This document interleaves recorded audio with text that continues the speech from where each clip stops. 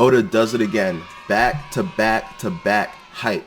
These series of chapters have been phenomenal. I've loved every single one, and he keeps coming back with more hype, more action, and it just doesn't stop. Thank you for tuning in to Otaku Talk OD, and without much further ado, let's get right into it.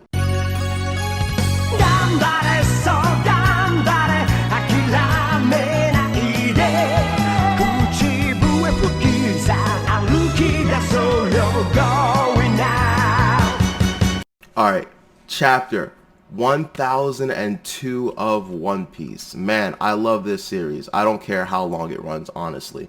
As long as I get an ending at some point, like this could go another half decade for all I care. Like I would be perfectly happy and content with that. This chapter, Luffy has been going ham. He is non-stop, just going ham the entire fight and not letting up. There's at least like 3-4 places in the chapter where Luffy is just like, comes out of nowhere.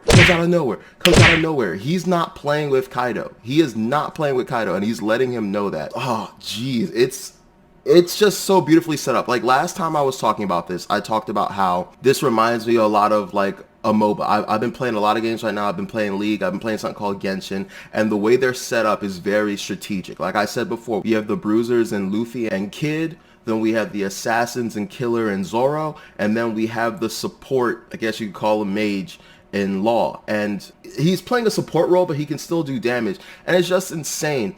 And I think a lot of people aren't giving Kid the credit he deserves because, I don't know, like for anyone who watches League, you know, you have two types of physical damage users or bruisers have two types of damage. They have physical damage and they have true damage. And I think thanks to Ryu, Luffy has true damage, so he's able to just get through Kaido's armor, right? Unfortunately, Kid doesn't have that, so he has to be creative. And I think what people aren't quite understanding or realizing is that the way he's fighting is very reminiscent of an old Luffy. I don't know if you guys remember, but back in the day, like, things didn't work. Before we had hockey and before when Devil Fruits were the end all be all, regular fighting did not work on these bosses. And so what Luffy would end up doing was just coming up with any manner of creative, inventive ideas in order to beat his opponent. From Crocodile with all the things he did with the water balloon, water Fusen, to the blood, and it's like all the creative things he's done with his Devil Fruit in order to fight on a semi-equal level with his opponents. That's kind of what Kid is doing now. Let me pretty much break it down. Like I said, we have Luffy, my man, absolutely going ham. This is like, I just love it because just like every time there's a break from him, he just reemerges in the panel, just hitting Kaido. Like, he really is out for blood here. And I think it's kind of wild because I was going to say this later, but like no one seems to give up about Big Mom. Like she's just been kind of being allowed to do her own thing, but I'll get into that. So basically we have Kid trying to use Kaido's body against him, which a lot of people aren't quite understanding, but I get to a degree, right? So before, he's like, all right, he can't put any external wounds on him. Basically his skin is super tough, but his insides are susceptible. So that's why earlier in not in this chapter, last chapter, you had him do the Punk Vice where he squeezed him, internal damage, and now he's doing body weight stuff, basically, I don't know the moves, suplexing him or whatever, and he's allowing the force of his own body to do damage to him. I guess it would be akin to, like, I don't know, punching a block of iron as opposed to just throwing it off a cliff. Like you're letting the iron like hurt itself. And that's kind of how I figure this is working with Kid. So a lot of people are like, I just don't understand the relevance of Kid. I don't understand how he's doing damage. That's pretty much how my headcanon figures into it, all right? You can accept it or not, but that's his whole game plan here is, I don't have Ryu, I don't have attacks that internally affect my opponent, so what I'm going to use is I'm going to use techniques that allow me to crush, that allow me to use body force against my opponent, and I think it's doing well. And then next up we have my boy Law finally doing what I wanted him to do originally, which was the Gamma Knife. Now, I was like, why didn't you do that from the jump? And then I realized something really important. The whole, when he dropped that rock and like how I made fun of him the other chapter, like, why are you dropping rocks when you can just, you know, use Gamma Knife? Like, this is the exact same move I wanted him to use. And then I realized, no, I'm the dumb one. Because, like, he can't just do stuff. one thing everyone has to always remember is that in order to use his room and swap places with stuff, it's basically substitution jutsu. Something has to be there. He has to swap places with something that already exists in the vicinity. And so what I'm understanding is that the rock that he dropped previously, like, and Oda's such a genius, and anytime I ever question him, I realize I'm missing something. It's usually not him. And the reason, and they don't explain it, but the reason that Law drops that rock initially, I think it's to just set up a bunch of rock particles, dust particles, debris that he can interchange with. And I just think that's brilliant if that's the case. Yes, I'm kind of, I'm speculating, but it just makes a lot of sense, especially because there's the scene where he did shambles, and then you see, like, two little things, and the whole time I'm like, what are those? And now I'm thinking, okay, I think those are just rocks. Those are debris from previously. So that's really interesting. Then, oh boy, every supernova really got a chance to shine this chapter. Next up, we have Killer show up, right? And he debuts a new move we haven't seen before, and it's called Sound Blade, right? And in the imagery, it almost looks like his blades get longer and they're just shredding and slicing through Kaido, right? But that doesn't seem to really be the point. I think it's just an imagery thing representing the attack. And I believe this attack is one of two things. Right now I'm going to go with sound-based. I originally thought that basically what was happening was he was revving up his scythes so fast that they were going, pretty much at supersonic speeds and increasing their cutting power and durability. However, if that was the case, Kaido would have been sliced, right? So I believe that they're spinning so fast that they're emitting, fast sound blades that are just going through and damaging his body and coming out. And so I believe all these attacks are, hopefully will add up. But I just believe, like I said, he's just speeding up his blades and sending sound waves through his body. And I think this is another reason why earlier he was the one that warned, I believe it was Zoro and the others of, what's his name? Not Basil Hawkins. Oh man, I forgot his name. The dude that can turn into weapons and stuff. I apologize. Wow, what a brain fart. And then the next thing that happens is Zoro decides to use the move that he beat Ryuma with, which, by the way, is the same exact move. Same exact move that Ryuma slayed a dragon with back in the Monster series that Ryuma was originally from. So I just love how, like, all these things are coming into play. Oh, previous to that, by the way, I love how just, once again, Law is just being relegated to this support role. And, like, Zoro's like, hey, yo, send me up. And Law's like, I am not here to take orders. Do you guys realize I am a captain? I'm a captain too. I give the orders. And it's like, yeah, we get it. Send us up. And, like, the thing is, that's what I love about Law. The really cool thing about Law is, as much as he doesn't want to do things, as much as certain things he finds stupid, he is always a master of pragmatism. Like, yes, I don't want to listen to you. Yes, I don't want to do this, but is this what's necessary at the moment? Yes, absolutely. What's he going to do? Argue with him, say, no, you figure it out? No, he's going to be like, fuck you, but yeah, you're right. Let's get this done, and then I'll bitch about it later. And so, like, that's part of the reason I like Law's character. I get it. I get that kind of personality. He wants the plan. He wants, optimal success, and in order to get those things, he tries to have a plan. He tries to execute it well, and then he meets the Straw Hats and people like Kid who just don't give a damn, and they're just gonna do whatever, and he has to just constantly adapt. Once again, relegated to the support role. I play support currently in League just because my teammates were pissing me off, and I'm the kind of person that likes to make a plan, but when your team goes crazy, you got to adapt and you just got to step up and do the damn thing. So really like that. Anyway, back to Zoro. I love Zoro. I'm on Team Zoro over Sanji. Sanji is by no means a slouch, but this chapter and this whole experience is really going to elevate Zoro in the eyes of Zoro fans, and it's just truly not fair because we didn't really need much else in the way of controversy and contention when it came to the power scaling of Zoro and Sanji. So sorry, Sanji fans, this is a blower for you. But my man Zoro, it seems like, I don't know if he's gonna go for it, but if my guess is, I think it's gonna be like a rule of three, third time's the charm thing, right? Because the first time Zoro attacks Kaido, oh, by the way, we can't brush over the fact that he cut Kaido's wind sights like they were nothing. Very impressive. Like, all of the supernovas are showing that they're worthy of the title of supernova. Like, they are handling attacks from Yonko level opponents, and that's impressive. But anyway, going into the counterattack, the Flying Dragon Blaze, right? He doesn't necessarily use that the first time, but the first time he attacks Kaido, you know, he didn't put enough Haki into it. He didn't charge it enough, right? So the first time, not strong enough.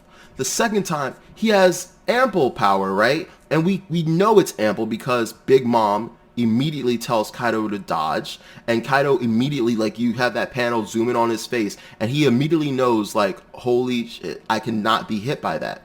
A common misconception, by the way, I want to clear up. There seems to be an argument whether did Kaido dodge or did Zoro miss. In my personal opinion, I've read the chapter several times, it appears as if Zoro missed. Zoro even says he missed. I feel like if Kaido dodged, he would have said, oh shoot, he dodged, or I wasn't fast enough, or something like that. But Zoro clearly states he missed. Also, like, you don't see Kaido anywhere in the panel. You don't see like a zoom feature. So I would truly believe that Zoro just simply missed. And so that's 2 times now where just his attack hasn't worked. So maybe third time's the charm. So he had the power off. He had the aim off. Now, if he can get the power and the aim together, that's a recipe for success, right? So I truly think that's what's gonna happen. Also, as part of something else I want to say, in terms of Kaido not dodging, like, part of it could have been shock, like, oh my god, and like he could have been like, you know, flashbacks of Odin. But I do think that he probably has lost some agility, or maybe not even lost agility, just doesn't really have like a need to dodge anymore. Like, think about it. He hasn't been harmed in such a long time, right? Like, if you're someone that like is just used to taking attacks and like no one's ever hurt you, why would you ever feel the need to dodge? Personally, for example, I have a real life experience. I'm a 3rd degree martial arts in Taekwondo. I'm a black belt. And in my heyday, I rarely dodged attacks. Instead of, I was big, I was pretty fast for my size, but I always figured play to my strengths. And I didn't need a dodge. And because, you know, for me, someone as big as me, that takes up a lot of energy. Me dodging takes up a lot more energy than someone skinny dodging. So I figured, you know, I'm really strong. So instead of dodging, I'm just going to lift up my knee, lift up my hand, block, block, block. And 9 times out of 10, countering the attack this way injures them more than me just because of how built I am. And so I just feel like, you know, why not the same for Kaido? It just correlates, in my opinion. So yeah, I just feel like he hasn't needed to dodge attacks in a while, so he's not used to it. And the fact that both him and Big Mom recognize the threat, it just really speaks volumes about what's happening. I will admit though, I am not really sure I like what's happening in terms of the Odin aura stuff. I don't like how he was like, why is Oda's aura emanating from Zoro's sword? This brings me to a point I've been thinking about before. I was going to do a video about, is Sanji's raid suit cheap? And, you know, I've talked to a lot of my friends about this, and they think it's no different than Zoro's swords. However, in my opinion, I've never felt that like Zoro's swords give him a power boost, or like, I always felt that the purpose of, you know, the new level swords was so that he can fight at his current power level without, you know, concern of the swords breaking, even though, you know, there's the catch-22 of expert swordsman should never break his sword or whatever. But I just feel like the sword should allow him to use the max potential of his power. And this way it just seems like, no, the sword itself is powerful. And I'm not sure I'm a big fan of that. I would have preferred maybe something like, oh no, his Haki or his aura resembles that of Odin, or I haven't felt this kind of Haki or aura since Odin. So I'm a little disappointed about that. But in terms of theories about it, right now I'm thinking, you know, the Japanese have this whole thing where when you own something, the more it means to you, the more you take care of it, it develops a soul. Like, inanimate objects can develop souls. I've seen, as someone who's watched anime and manga for a long time, like, this is a common trope. And so my thing is, maybe, you know, over all the years, you know, Odin's sword, Enma, has developed a soul. By the way, Enma is basically also called Yama, is basically the Japanese version of Hades, and they decide if souls go to heaven or hell, right? And so I wouldn't be surprised if it was something where like Enma decided, hey, like, this is the dude that killed Odin, this is the dude that cheated, this is my chance to either avenge him, or something where he's like, I'm gonna let Odin's soul return to the, you know, the human realm for a little bit to aid in this fight. And so, I'm just speculating, but like, I wouldn't be surprised if there was a bond imprinted on Odin's sword and it's out for vengeance. All right. Another thing we need to talk about is currently Zoro's 3 swords are all great grade or Owazamono level swords. Great grade swords. There was talk earlier that if Zoro is able to turn Enma black, it has the potential to turn to a Saijo Owazamono sword or a supreme grade sword. So I truly believe this is going to be the arc where Zoro gets his first black blade, and we're gonna see it, and maybe like it's gonna be easier with Enma because it was probably approaching that under the usage of Odin. Part of me thinks maybe all 3. I think there's a chance that it'll be Enma or all 3. If I had to pick between one, I'm gonna go more with Enma, and then in future arcs, maybe each arc he'll make a different one black. I think the pinnacle of it is going to be his main sword, his white one, which once again forgot the name. Sorry, I'm slipping today. Anyway, he's just had that sword for so long, and that one, like, while it has always been a great sword, it hasn't really displayed, any other powers. Like we even had when his Shishio, that one made his attacks power and combined, all the energy blades of the other swords into one. Like, so that one did something separate. Enma does something separate, like by absorbing the Haki in Zoro. That other sword has never really done anything besides be a really high caliber sword. And so I'm really excited to see how that works out and like what new abilities the swords may develop once they level up. So, this is just, we're working with so much here, and I'm super excited. But I mentioned this earlier, but no one seems to give a flying about Big Mom. Literally after they're all super focused on Kaido, it's as if she's not even there. Everyone, and I get it, like they've been on Wano forever, they've seen all the things that he's done, and so they all have a personal vendetta against him, but you cannot forget you're fighting 2 Yonko, and like Big Mom is no slouch. And yes, I've been complaining and bitching about her for quite some time now because she's been punked. I just don't like the fact that someone who's regarded as one of the strongest people in the universe has just been getting punked so often. But as we've seen, she is someone not to be trifled with. And something that like people don't seem to understand is I've been seeing people call her a mage and Kaido a tank. She's a tank too. Maybe her durability isn't quite on the level of Kaido, but if you have someone who's invulnerable and then someone who's nigh invulnerable, they're still nigh invulnerable. Not saying that they're invulnerable, but that's like, I'm just giving a comparison. Like they can pretty much both do the same things. They're both tanks. Kaido, they can both utilize lightning, wind, fire. Like, they're pretty much doing the same thing. But everyone is focusing Kaido, and so, just like Law, she's been kind of relegated to this support mage role where, okay, well, if you're going to go after my tank or whatever, I'm just going to sit here and CC and burst you. And that's literally what she's doing. And man, I just love how every time though, right after, Luffy just comes and clocks Kaido. Like, I remember there was a time Kaido was literally about to try to eat Kid. That was terrifying. And then he just comes and Rhino Schneiders the shit out of Kaido. That was super tough. Like, just Luffy was like the MVP of this chapter without any kind of debate. Just without any kind of debate. Now we have a callback, right? Big Mom uses lightning on Luffy, and obviously it doesn't work. And I was slightly annoyed by that, because I'm like, y'all don't know that lightning doesn't work on rubber? But that's, that's something that I feel like maybe might not be known to the masses of the One Piece universe. It's not quite modern. Yes, there's people that have like, future, you have the Vegapunks, the Frankies, the really smart people in the world, Nami, but that might just not be something known to like everyone, right? And just like, Big Mom's like, lightning doesn't work on you, cues to Enel's face. Like, I know, some bullshit, right?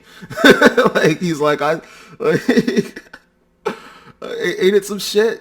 But, I don't know. I'm just really surprised that, she wasn't aware that lightning wouldn't work. But then again, when it comes to Big Mom not knowing about rubbers, I wouldn't be surprised seeing as to how many, like, children she had. I don't know, man. It's been such a wild ride, and they can't go on for much longer ignoring Big Mom. I think that's what'll be that's what the next chapter will hopefully be about. The fact that like she's just taking them, like she has downed them. I'm sure that they're not out, but she immediately, as soon as Killer attacked, took care of him. As soon as Zoro attacked, took care of him. As soon as Kid attacked, took care of him. And I'm actually surprised, well, not surprised. Somebody else technically should have electrical immunity in this chapter, and that would actually be Kid, because technically he's in a Faraday cage. If anyone's not familiar with how a Faraday cage works, you're surrounded by metal, and instead of the metal transferring to you, it goes through the metal into the ground. However, the most important thing is you have to be grounded. And because Kid is flying, he's not grounded to anything. Therefore, the metal on the electricity is reaching him. I'm hoping that maybe Oda will play with that a bit, and maybe he'll put some legs on it and ground himself so he can no longer be susceptible to lightning. We don't know. But that's just something, there's big potential for that there. You know what? Even Luffy knew back in Skypiea that lightning didn't affect him because he was rubber, and Luffy's stupid. But do we know that he knew that because that's just a general thing people know, or did he learn that from experience? Because if you remember Logtown, that's the first time we experienced Luffy being exposed to lightning and relatively uninjured because, lightning got him free from the scaffold and he was fine. So maybe that's where he discovered, oh, maybe this didn't hurt me because I'm rubber. But once again, I think that's just weird. But nothing is as weird. Nothing is as weird as Luffy apparently tanking Kaido's borrow breath. Now, Kaido's like, how the did you survive that? And Luffy's just like, guts! I let my nuts hang. And I'm just like, I fuck with a lot of stuff, but like, come on, we can't just be having characters like tank stuff, survive stuff just because, I go hard. Like literally I had a flashback to Tekashi 69, if anyone is familiar with him, and he has this saying that he was notorious for, and it's this. And I just feel like after Luffy was just like, it's guts, all I could think about in my head was that happening and just kind of being like, the f-? But as far as that, speculation, yeah, it could just be, like it hurt. It clearly affected him. Like in the panel before, he doesn't have much going on, but in the panel after, you see like damage marks. So it clearly did. I don't think he got out of it unscathed. I do think that he's a little hurt. I think he's just playing it off. He does have the hockey armor going for him. I don't know if he can like just keep tanking that. But that was impressive nonetheless. I hope that we get more exposition on that in the next chapter. I'm going to be reading the official release on Sunday to just get just even more information and see what they said. Maybe it's not guts. Maybe it's something else that'll help clarify. But absolutely, absolutely. Great chapter. I loved it. We are in for a roller coaster. And do you guys realize we are still technically in arc 3? I mean not like how there's supposed to be 5 arcs because it's supposed to be on a kabuki play. We haven't even finished, sorry, not arc, act 3. And for everyone that's like excited right now, because like honestly it just seems like Zoro has to land his attack, but you have to realize neither of them are serious. I'm serious. Neither of them are serious. Kaido hasn't gone in hybrid form yet. He simply has. Right now, he's just a big target. He's just a big target. And so, and something else that no one seems to think about is, yes, Kaido is getting fucked up right now, correct? He's getting hit by every attack. I'm surprised Gamma Knife didn't affect him. Also, I'm very curious about how, if that is the true location of Kaido's heart. It's probably not exactly, because, even Law prefaced it with, I've never dissected a dragon before, but I assume the heart's here. But even though I thought he had experience with the dragons on Punk Hazard. Anyway, regardless. Also, something else that interests me is the fact that where he attacked is slightly above Odin's scar. So maybe that area right there might be the heart or something. I don't know. A lot of speculation going on.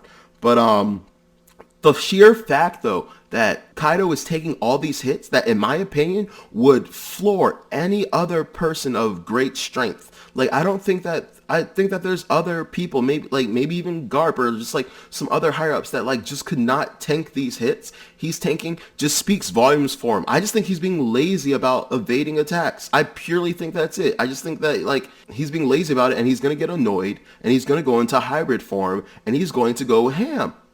And then we have Big Mom. She's not fighting seriously either. She's literally chilling. She's literally like, well, they're not attacking me, so I'm just going to cover for him because he's being stupid right now and just letting them hit him. And I'm just going to like keep doing this until I actually need to step up. And because she's not in her Kings of Nations of Soul form. In case you guys don't remember, that's when like she fuses the homies with her and she's like flying on Zeus. Prometheus fuses with her hair, and she's got Napoleon like. So neither of them are in their max forms. Meanwhile, the rest of the supernovas are using every end move they can use. So I think that you know there's a lot going on. There's still I personally like. There's a lot of the whole joke with Mr. Morge, a really good YouTuber, that you know the Fire Festival will end in failure. That's not necessarily over yet, but like I just don't see what happens from here. I don't see what happens from here. And, you know, right now, Big Mom and Kaido are fighting optimally where they need to be fighting. Open, on the roof, big open space. Like, this isn't the best place for them to, for the supernovas, I mean, to be fighting them. So there's just so much going on right now. And I could not be more excited for the next chapter. This chapter gave me a lot to think about. I'm also wondering, when are we going to get back to the other fights? I'm not in a hurry, obviously, because I'm enjoying the hell out of these fights. But that's something to think about. Like, this isn't over. This isn't going to be, like, the last fight, because we have several other fights going on right now. So something is going to happen. Something is going to occur. And what is it going to be? Anyway, thank you for tuning in. I appreciate every single viewer and person here. Please leave a like, share, and subscribe. And just... yeah, comment. Let me know your thoughts. Have a conversation with me. I love discussing stuff. Oh, by the way, I heard someone ask, isn't Kong Gatling the same as Kong Organ? I want to clarify that right now. Kong Organ, in my personal opinion, is stronger because it seems that Luffy makes two extra pairs of after image arms, right? And so as opposed to Kong Gatling, where he's just using 2 fists, Kong Organ, he's using 6 fists because now he has 6 arms total. So that would be the difference. Why is he using Kong Gatling as opposed to Kong Organ? Who knows? But that's about it. Also, I don't understand why Luffy just really just does not care about Big Mom right now. Post Whole Cake Island, like, he had a huge vendetta against her, and now he's at a power level where he should be able to tussle with her. And the fact that he's not really like going for it just means he's hyper focused on Dragon. I hope that changes. I hope that they realize, okay, there's 2 people here. Yeah, that's about it. Anyway, thank you for tuning in to Otaku Talk OD. I'm your host OD, signing out. Take care, guys.